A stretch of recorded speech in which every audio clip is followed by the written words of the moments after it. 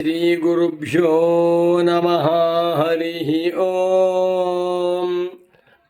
ಶಂಕರಂ ಶಂಕರಾಚಾರ್ಯಂ ಕೇಶವಂ ಬಾದರಾಯಣಂ ಸೂತ್ರಭಾಷ್ಯಕೃತೌ ವಂದೇ ಭಗವಂತೌ ಪುನಃ ಪುನಃ.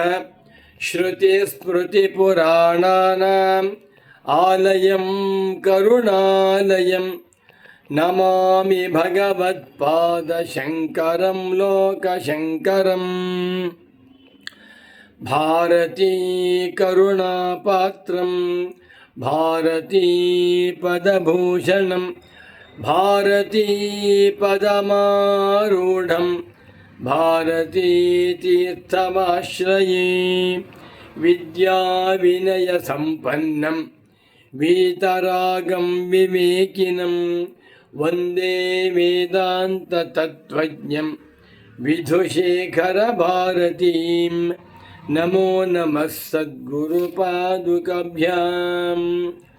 ಶಂಕರ ಭಾನು ಚಾನಲ್ ವೀಕ್ಷಕರಾದ ಅಧ್ಯಾತ್ಮ ಸಾಧಕರು, ಸದ್ಗುರು ಭಕ್ತರು, ವೇದಾಂತಿಗಳು ಆಗಿರುವಂಥ ತಮ್ಮೆಲ್ಲರಿಗೂ ಇಂದಿನ ಕಾರ್ಯಕ್ರಮಕ್ಕೆ ಹೃತ್ಪೂರ್ವಕವಾದ ಪ್ರೀತಿಪೂರ್ವಕವಾದ ಸ್ವಾಗತಗಳನ್ನು ಕೋರುತ್ತಾ ಇದೀಗ ಕಾರ್ಯಕ್ರಮವನ್ನು ಪ್ರಾರಂಭ ಮಾಡೋಣ. ಶಾಂಕರಾದ್ವೈತ ವೇದಾಂತ ಸಿದ್ಧಾಂತದ ಪ್ರಕಾರ ಎಲ್ಲ ಜೀವರೂ ಕೂಡ ಪರಮಾರ್ಥವಾಗಿ ಅಸಂಸಾರಿಗಳಾದ ಪರಬ್ರಹ್ಮ ಸ್ವರೂಪರೇ ಆಗಿದ್ದಾರೆ. ಜೀವರುಗಳಲ್ಲಿ ತೋರುತ್ತಿರುವ ಕರ್ತೃತ್ವ, ಭೋಕ್ತೃತ್ವ, ಪ್ರಮಾತೃತ್ವ ಮುಂತಾಗಿರುವ ಸಂಸಾರಿತ್ವ ಧರ್ಮಗಳು ಅವಿದ್ಯೆಯಿಂದಲೇ ಹೊರತು ಪರಮಾರ್ಥವಾಗಿ ಇಲ್ಲ ಎನ್ನುವುದು ಶಂಕರರ ಸಂದೇಶ. ಶಂಕರ ಭಗವತ್ ಪೂಜ್ಯಪಾದಾಚಾರ್ಯರು ಕಠೋಪನಿಷತ್ತಿನ ಒಂದು ಮಂತ್ರಕ್ಕೆ ಭಾಷ್ಯವನ್ನು ಬರೆಯುವಾಗ ಒಳ್ಳೆಯ ಸಂದೇಶವನ್ನು ಕೊಟ್ಟಿದ್ದಾರೆ. ಅದನ್ನು ನೋಡೋಣ. ಕಠೋಪನಿಷತ್ತಿನಲ್ಲಿ 1ನೇ ಅಧ್ಯಾಯ 3ನೇ ವಲ್ಲಿ 4ನೇ ಮಂತ್ರ, 1, 3, 4 ಒಂದು ಮಂತ್ರ ಬರುತ್ತೆ. ಇಂದ್ರಿಯಾಣಿ ಹಯಾನಾಹುಃ ವಿಷಯಾಂಸ್ತತ್ರ ಗೋಚರಾನ್ ಆತ್ಮೇಂದ್ರಿಯ ಮನೋಯುಕ್ತಂ ಭೋಕ್ತೇತ್ಯಾಹುರ್ಮನೀಷಿಣಃ ಅಂತ ಮಂತ್ರ. ಆತ್ಮಾನಂ ಚಿನಂ ವಿದ್ಧಿ ಶರೀರಂ ರಥಮೇವತು ಅಂತ ಪ್ರಾರಂಭ ಮಾಡಿಕೊಂಡು ಈ ಶರೀರವನ್ನು ಒಂದು ರಥ ಅಂತ ಕರೆದು ರಥಕ್ಕೆ ಯಜಮಾನ ಆತ್ಮ ಜೀವಾತ್ಮ ಅಂತ ಹೇಳುತ್ತಾ ಆತ್ಮೇಂದ್ರಿಯ ಮನೋಯುಕ್ತಂ ಭೋಕ್ತೇತ್ಯಾಹುರ್ಮನೀಷಿಣಃ. ಆತ್ಮನನ್ನು ಭೋಕ್ತ, ಸಂಸಾರಿ ಎಂದು ಯಾವಾಗ ಕರೀತೇವೆ ಅಂತಂದರೆ ಆತ್ಮೇಂದ್ರಿಯ ಮನೋಯುಕ್ತನಾದಾಗ. ಆತ್ಮ, ಇಂದ್ರಿಯ ಮತ್ತು ಮನಸ್ಸು. ಆತ್ಮ ಎಂದರೆ ಶರೀರ, ಇಂದ್ರಿಯಗಳು ಪಂಚ ಜ್ಞಾನೇಂದ್ರಿಯ, ಪಂಚ ಕರ್ಮೇಂದ್ರಿಯ ಮತ್ತು ಮನಸ್ಸುಗಳು. ಈ ಉಪಾಧಿಗಳಿಂದ ಕೂಡಿಕೊಂಡಾಗ ಮಾತ್ರವೇ ಆತ್ಮನಲ್ಲಿ ಸಂಸಾರಿತ್ವ ಎನ್ನುವುದು ತೋರ್ತಾ ಇದೆ. ದೇಹೇಂದ್ರಿಯ ಮನೋಬುದ್ಧಿಗಳೆಂಬ ಉಪಾಧಿಗಳಿಂದ ತನ್ನನ್ನು ವಿವೇಕದಿಂದ ಬಿಡಿಸಿಕೊಂಡಾಗ ಆತ್ಮನಿಗೆ ಸಂಸಾರಿತ್ವವಿಲ್ಲ ಅಂತ ಅರ್ಥ. ಈ ಮಂತ್ರವನ್ನು ವಿವರಿಸುವಾಗ ಭಾಷ್ಯಕಾರ ಶಂಕರೇ ಮಾತನಾಡಿದ್ದಾರೆ. ಅದನ್ನು ನೋಡೋಣ.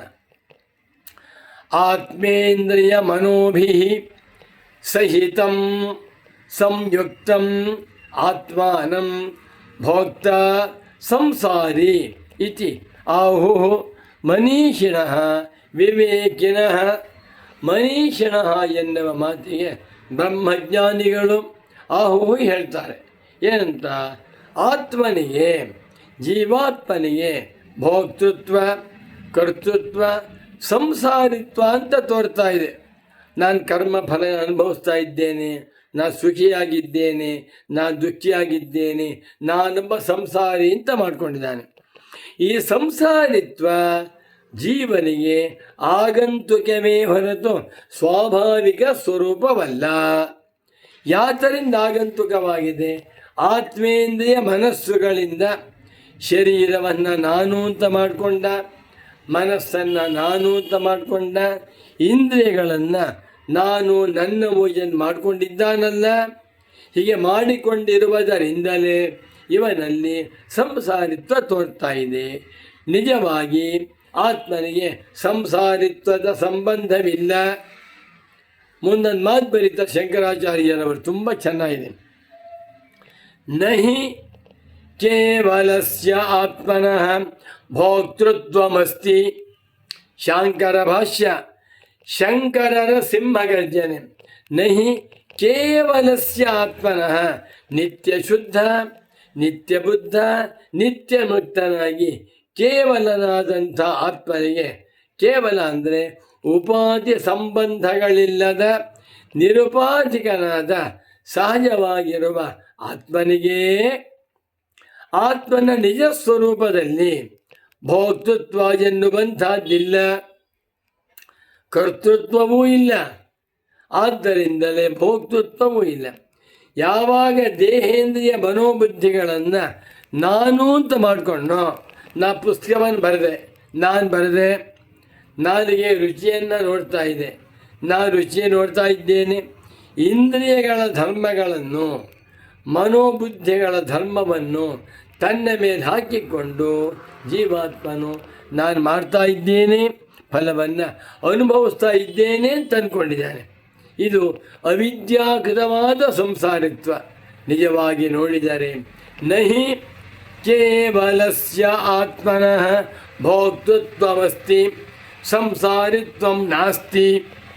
ಕೇವಲನಾದ ಆತ್ಮನಿಗೆ, ಶುದ್ಧನಾಗಿರುವ ಆತ್ಮನಲ್ಲಿ ಸಂಸಾರಿತ್ವವಿಲ್ಲ, ಭೋಕ್ತೃತ್ವವೂ ಇಲ್ಲ ಅಂದರು. ಭೋಕ್ತೃತ್ವ ಕಾಣ್ತಾ ಇದೆಯಲ್ಲ, ಪ್ರತಿಯೊಬ್ಬ ಮನುಷ್ಯನು ತನ್ನನ್ನು ಕರ್ತ, ತನ್ನನ್ನು ಭೋಕ್ತ ಅಂತ ಮಾಡಿಕೊಂಡಿದ್ದಾನಲ್ಲ ಅಂದರೆ ಅವಿದ್ಯೆಯಿಂದ. ಬುದ್ಧ್ಯಾದಿ ಉಪಾಧಿಕೃತಮೇವ ಆತ್ಮನಃ ಭೋಕ್ತೃತ್ವ ಸಂಸಾರಿತ್ವಂಚ ಅವಿದ್ಯೆಯಾ ದೃಶ್ಯತೆ. ಶಾಂಕರ ಭಾಷ್ಯ, ಬುದ್ಧ್ಯಾದಿ ಉಪಾಧಿಗಳ ಧರ್ಮಗಳನ್ನು ತನ್ನ ಮೇಲೆ ಹಾಕ್ಕೊಂಡು ನಾನು ಬುದ್ಧಿವಂತ, ನಾನು ದಡ್ಡ, ನಾನು ತುಂಬ ವಿವೇಕಿ, ನಾನೇಕ ವಿಚಾರಗಳನ್ನು ತಿಳ್ಕೊಂಡಿದ್ದೇನೆ ಅನ್ಕೋತಾರೆ. ಎಲ್ಲವೂ ಕೂಡ ಬುದ್ಧಿಯ ಧರ್ಮ. ಬುದ್ಧ್ಯಾದ್ಯುಪಾಧಿಕೃತಮೇವ, ಬುದ್ಧಿಯಿಂದ ಪ್ರಾರಂಭ ಮಾಡಿಕೊಂಡು ಬುದ್ಧಿ, ಮನಸ್ಸು, ಪ್ರಾಣ, ಇಂದ್ರಿಯಗಳು, ಉಪಾಧಿಗಳು, ಇವುಗಳ ಧರ್ಮಗಳನ್ನು ತನ್ನ ಮೇಲೆ ಹಾಕಿಕೊಂಡಾಗಲೇ ಇವನಿಗೆ ಜೀವಾತ್ಮ ಅಂತ ಹೆಸರು, ಇವನಿಗೆ ಭೋಕ್ತಾತ್ಮ ಅಂತ ಹೆಸರು, ಇವನಿಗೆ ಸಂಸಾರಿ ಅಂತ ಹೆಸರು. ನಿಜವಾಗಿ ನೋಡಿದರೆ ಆತ್ಮನಿಗೆ ಸಂಸಾರಿತ್ವವಿಲ್ಲ. ಇದು ಅದ್ವೈತ ವೇದಾಂತ ಸಿದ್ಧಾಂತದ ಸಂದೇಶ. ಇದನ್ನೇ ಭಗವತ್ಪಾದ ಶಂಕರರು ತಮ್ಮ ಬ್ರಹ್ಮಸೂತ್ರ ಭಾಷ್ಯ ಅಧ್ಯಾಸ ಭಾಷ್ಯದಲ್ಲಿ ಬರೆದುಬಿಟ್ಟು, ಏವಮಯಮನಾದಿರನಂತಃ ನೈಸರ್ಗಿಕೋಧ್ಯಾಸ ಮಿಥ್ಯಾ ಪ್ರತ್ಯಯ ರೂಪ ಕರ್ತೃತ್ವ ಭೋಕ್ತೃತ್ವ ಪ್ರವರ್ತಕ ಸಕಲ ಲೋಕ ಪ್ರತ್ಯಕ್ಷ. ಎಲ್ಲ ಜೀವರಿಗೂ ಕೂಡ ನಾನು ಕರ್ತ, ನಾನು ಭೋಕ್ತ ಎನ್ನುವಂಥ ಭ್ರಮೆ ಇದೆ. ಇದಕ್ಕೇನು ಕಾರಣ ಅಂತಂದರೆ ಅವಿವೇಕವೇ ಕಾರಣ. ದೇಹಾದಿಗಳಿಂದ ತನ್ನನ್ನು ಬಿಡಿಸಿಕೊಳ್ಳದೆ ನಾನೇ ಶರೀರ, ಶರೀರವೇ ನಾನು ಎಂದು ತಪ್ಪಾಗಿ ಮಾಡಿಕೊಂಡಿದ್ದಾನಲ್ಲ. ಮಿಥ್ಯಾಜ್ಞಾನದಿಂದಲೇ ಇವನಿಗೆ ಕರ್ತೃತ್ವ ಭೋಕ್ತೃತ್ವ ತೋರ್ತಾ ಇದೆ. ಮಿಥ್ಯಾಜ್ಞಾನಕ್ಕೆ ಕಾರಣವೇನು? ಜ್ಞಾನಾಭಾವ. ವಿಚಾರ ಮಾಡಿಲ್ಲ, ವೇದಾಂತ ಸಂದೇಶಗಳನ್ನು ಶ್ರವಣವೇ ಮಾಡದೆ BSc ಮಾಡ್ದ, MSc ಮಾಡ್ದ, PhD ಮಾಡ್ದ, MBBS ಮಾಡ್ದ, MBA ಮಾಡ್ದ ಅಂಥೇಳಿ ಲೌಕಿಕ ವಿದ್ಯೆಗಳಲ್ಲಿಯೇ ಮುಳುಗಿಬಿಟ್ಟು ವೇದಾಂತ ಗ್ರಂಥಗಳನ್ನು ಅಧ್ಯಯನ ಮಾಡದಿರುವಂಥವರಿಗೆ ಕರ್ತೃತ್ವ ಭೋಕ್ತೃತ್ವ ಸತ್ಯವಾಗಿರುವಂತೆ ತೋರ್ತಾ ಇದೆ. ಇದು ತಪ್ಪು. ಅಸ್ಯಾನರ್ಥ ಹೇತೋ ಪ್ರಹರಣಾಯ ಆತ್ಮೈಕತ್ವ ವಿದ್ಯಾ ಪ್ರತಿಪತ್ತಯೇ ಸರ್ವೇ ವೇದಾಂತ ಆರಭ್ಯಂತೆ. ಎಲ್ಲ ವೇದಾಂತಗಳು ಕೂಡ ಏಕೆ ಹೊರಟಿವೆ? ವೇದಾಂತಗಳ ಉದ್ದೇಶವಾದರೂ ಏನು ಅಂತಂದರೆ ಕರ್ತೃತ್ವ ಭೋಕ್ತೃತ್ವ ರೂಪವಾಗಿರುವ ಸಂಸಾರಿತ್ವ ಭ್ರಮೆಗೆ ಕಾರಣವಾಗಿರುವಂಥ ಅಧ್ಯಾಸವನ್ನು ತೊಲಗಿಸುವುದು. ಅಧ್ಯಾಸವನ್ನು ಹೇಗೆ ನಾವು ಕಳಿಸ್ಕೋಬೇಕು ಅಂತಂದರೆ ಆತ್ಮೈಕತ್ವ ವಿದ್ಯಾ ಪ್ರತಿಪತ್ತಿಯಿಂದ. ಆತ್ಮನು ಏಕ, ಆತ್ಮನು ಅದ್ವಿತೀಯ, ಆತ್ಮನು ಅಕರ್ತ, ಆತ್ಮನು ಅಭೋಕ್ತ, ಆತ್ಮನು ನಿರುಪಾಧಿಕ ಸ್ವರೂಪ ಎನ್ನುವುದನ್ನು ಅನುಭವದಿಂದ ವಿವೇಕದಿಂದ ಅರ್ಥ ಮಾಡಿಕೊಂಡು ಅಹಂ ಬ್ರಹ್ಮಾಸ್ಮಿ ಅಂತ ತಿಳಿದಾಗ ಅವನಿಗೆ ಸಂಸಾರಿತ್ವವೂ ಇಲ್ಲ, ಸುಖ ದುಃಖಗಳು ಇಲ್ಲ, ಜನ್ಮ ಮರಣಗಳು ಇಲ್ಲ.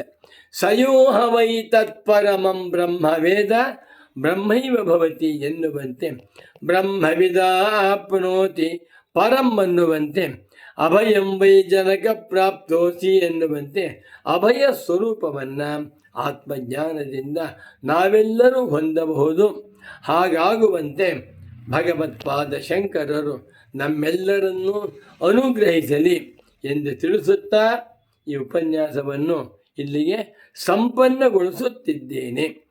ನಮೋ ನಮಃ ಶಂಕರ ಪಾದುಕಾಭ್ಯಾಂ.